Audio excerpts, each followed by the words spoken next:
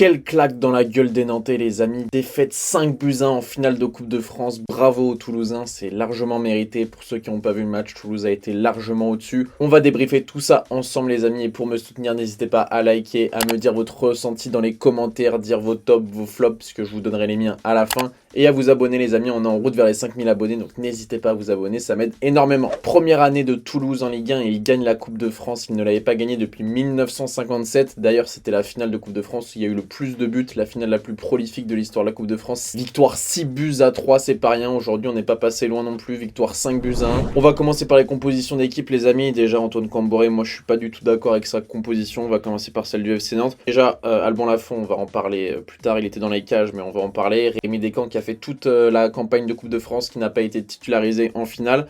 Joao Victor, défenseur central droitier, qui peut aussi jouer latéral droit, qui se retrouve à être latéral gauche. Choix plutôt surprenant quand on sait que Quentin Merlin est revenu, même si peut-être qu'il n'était pas apte à être 100% physiquement pour faire 90 minutes par exemple. Nicolas Palois Castelletto, 111.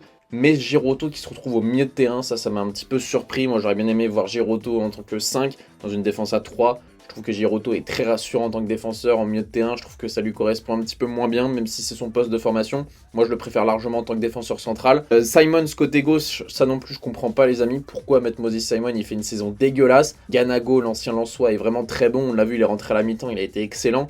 Pourquoi mettre Moses Simon? Je ne sais pas, à part que c'est un joli nom, à part qu'il a fait des très bonnes saisons par le passé. Il n'y a aucun sens à mettre Moses Simon titulaire en ce moment.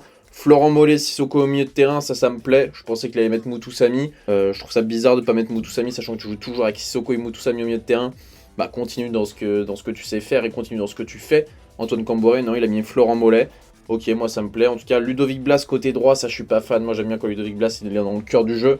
Quand il est sur le côté droit, je trouve que c'est vraiment le sous-utilisé. Je trouve que ça lui correspond pas très bien. C'est pas un joueur hyper rapide non plus. Et devant Moustapha Mohamed, ça je suis très content, parce que je voulais pas que ce soit Andy Delors. Moi je l'ai dit dans mes dernières vidéos, notamment dans l'avant-match, que je voulais que ce soit Moustapha Mohamed, Ganago et Ludovic Blas. Bon, il y a eu déjà eu Moustapha Mohamed et Blas, c'est déjà pas mal. Côté toulousain, le gardien Haug, d'ailleurs j'ai besoin de votre avis les amis, apparemment je ressemble à ce gardien là. Dites-moi, je vous mets une photo juste à côté de moi. Est-ce que je ressemble à Haug, oui ou non? Dites-le moi dans les commentaires. Sinon, Costa, Logan Costa qui a mis un doublé, on va y revenir. Ses 2 premiers buts de la saison. Il est uniquement titulaire en Coupe de France, tout comme Haug d'ailleurs, parce que sinon c'est Maxime Dupé qui est dans les cages. Sinon, côté gauche, Soiseau. J'ai eu du mal à le dire. Van de Bomen au milieu de terrain avec Spearings, super milieu de terrain. Van de Bomen, un pied droit. De toute façon, vous le connaissez, il est vraiment très très bon. Shaibi, qui est très bon, que j'ai beaucoup aimé, qui est un petit peu la révélation de la saison, Fares Shaibi. Déjà Egueré, le capitaine numéro 10, qui a toujours fait son travail comme d'habitude, il a encore été excellent. Et devant Dalinga, que je voyais un petit peu plus vieux, j'ai vérifié, il a que 22 ans, bientôt 23 au mois d'août.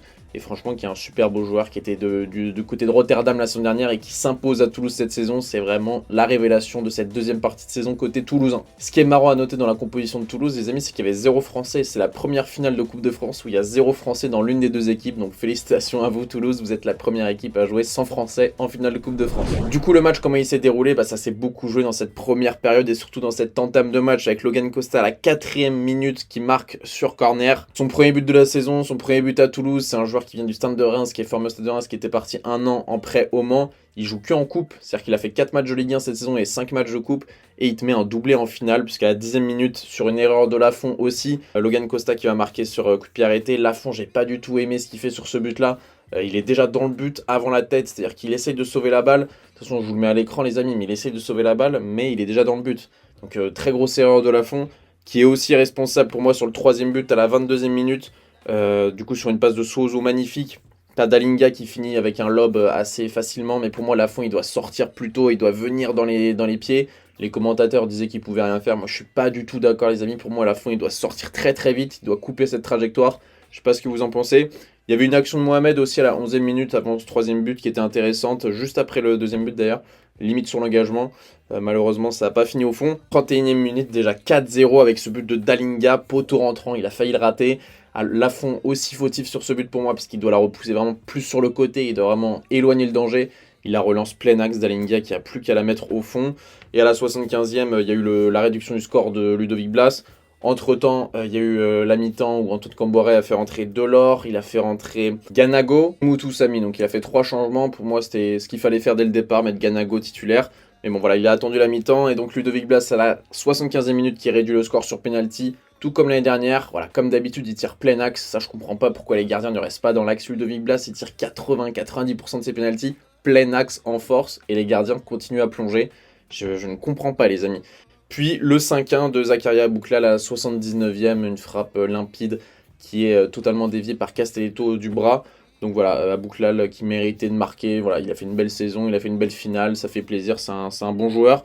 Alors moi je suis très déçu pour le FC Nantes les amis, mais c'est pour moi l'heure de passer au top et au flop. En termes de top les amis, forcément c'est 3 Toulousains, on commence par Dalinga, comme je vous l'ai dit, le buteur très prolifique du côté de Toulouse, c'est totalement mérité, il te met un doublé, tout comme Costa que j'ai mis aussi dans les tops, on va en parler après. Dalinga, un joueur qui vient de Rotterdam, qui a une période d'adaptation très compliquée du côté de Toulouse, mais maintenant voilà, qui déroule. Depuis janvier, il est à plus de 15 buts, toutes compétitions confondues, donc c'est vraiment un serial buteur. Normalement, Toulouse va être en Coupe d'Europe s'ils arrivent à régler leurs problèmes de propriétaires, parce que vous savez qu'ils ont les mêmes propriétaires que le Milan AC, et donc tu peux pas inscrire 2 clubs en Coupe d'Europe avec le même propriétaire, donc ils doivent changer de directeur général, etc.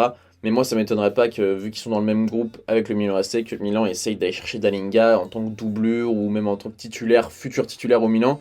Je trouve que c'est un joueur rempli de potentiel, c'est un très bon pivot, il est très juste devant le but, très juste techniquement. Moi, j'ai vraiment kiffé Dalinga cette saison. Donc voilà, je l'ai mis en top, il a été très bon aujourd'hui, il a mangé Palois, il a mangé Castelletto, il a mangé Giroto, il a vraiment été excellent. Donc voilà, Dalinga, pour moi, mérite totalement sa place de top du match, on va dire, aux côtés de Costa. Costa, voilà, qui n'avait pas marqué cette saison, qui est défenseur central, qui est très jeune aussi, il a 23 ans. Il te met un doublé, les 2 premiers buts en plus, donc les 2 buts les plus importants de la finale, il te les met, même si pour moi Lafond n'est pas exempt de tout reproche sur ses buts.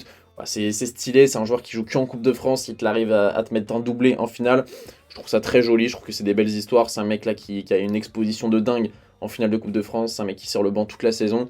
Et là en finale, il prend tous les projecteurs de lumière. Donc bravo à toi Costa. Et puis en 3ème top, j'ai mis Soiseau quand même pour cette passe décisive sur le 3ème but et sur le premier but de Dalinga. Donc quelle passe décisive, vraiment brossée du pied gauche, là j'ai adoré. Même si, comme je vous l'ai dit, pour moi, Lafond aurait dû sortir, aurait dû être présent. Je trouve que cette passe décisive est vraiment magnifique. Côté flop, je commence par mettre Cambouaré. Pourquoi? Parce que la composition, comme je vous l'ai dit, elle est dégueulasse pour moi. Et puis même, je ne l'ai pas trouvé très réactif sur le banc. Pourtant, vous savez que je suis un très grand fan de Cambouaré. Voilà, je suis fan du PSG, les gars, depuis tout petit. Cambouaré, j'ai grandi avec lui, casque d'or, etc. C'est vraiment une légende du Paris Saint-Germain. C'est un mec que j'aime beaucoup. Et pour moi, ce soir, il n'a pas été au niveau de cette finale. Déjà que tu mets une composition de merde, comme je vous l'ai dit, tu mets pas Ganago, tu mets Moses Simon, tu mets Giroto au milieu de terrain. Il y a des choix que je comprends pas trop. Mais en plus, voilà, t'es pas là sur le banc, t'es pas là à réagir. Tu fais un triple changement à la mi-temps. Pour moi, dès le 2-0, limite à la 15e ou 20e minute, tu pourrais faire des changements, un petit peu comme Pep Guardiola sait le faire lorsqu'il en a besoin. Donc voilà, je mets Cambouaré, je suis assez déçu. J'espère quand même que ça va permettre, cette défaite va permettre de relancer les Nantais et donc de mettre un coup de fouet pour se maintenir mercredi face à Brest. On enchaîne sur le 2ème flop, Ludovic Blas. Je le mets en flop même s'il marque, puisque voilà, il n'a pas été assez présent. C'est un peu la star du FC Nantes, même pas qu'un peu. C'est vraiment la star du FC Nantes, c'est celui qui a les clés du camion, c'est celui qui fait le jeu. Et donc forcément, ce soir, on n'a pas assez vu, il n'a pas été assez décisif. Il a été très bien cadré par Soiseau, par exemple, sur son côté. Donc voilà, c'est un match très compliqué pour Blas, il marque quand même. Mais bon, c'est pas le Blas de la finale de l'année dernière qui avait totalement pris le match à son compte et fait la différence dans la finale de l'année dernière face à Nice. Lafond que je mets également dans les flops, puisque voilà, pour moi c'est le flop de cette finale, il est totalement fautif sur 3 buts. Donc comment ne pas le mettre dans les flops, c'est un peu une catastrophe son match, pourtant c'est un gardien que j'adore. Mais là, j'ai peur que ça fasse capoter un petit peu un gros transfert cet été.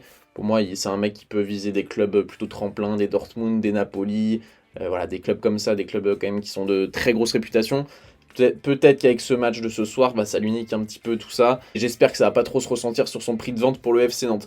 Donc voilà, ça c'était pour mes tops et mes flops. Maintenant, qu'est-ce qui se passe pour la suite? Donc Toulouse va sûrement aller en Coupe d'Europe s'ils arrivent à changer de propriétaire. Le FC Nantes, mercredi, va jouer son maintien face à Brest. Un match hyper important. Certes, perdre une finale de Coupe de France, ça fait mal, etc. Ça fait perdre de l'argent au club. Par contre, descendre en Ligue 2, ça c'est totalement un drame pour un club, surtout encore plus cette saison, puisque c'est l'année prochaine, ça sera plus qu'à 18 la Ligue 1. Ça sera encore plus compliqué de monter en Ligue 1 que d'habitude. Déjà que c'est déjà une galère, quand tu descends en Ligue 2, c'est souvent une galère pour remonter. Donc voilà, on croise les doigts pour mes amis nantais. J'espère vraiment que mercredi, vous allez gagner face à Brest. En tout cas, félicitations à tous les supporters nantais qui étaient au stade. Moi, j'ai beaucoup d'amis qui étaient au stade, j'ai de la famille, etc. L'ambiance était folle, des très beaux tifos, etc. Malheureusement, ça n'a pas suffi. Le stade était quand même 70% jaune et vert. Ça n'a pas suffi. Sur le terrain, il y avait trop une grande classe d'écart. Toulouse fait une super belle saison. La victoire est totalement méritée pour Toulouse.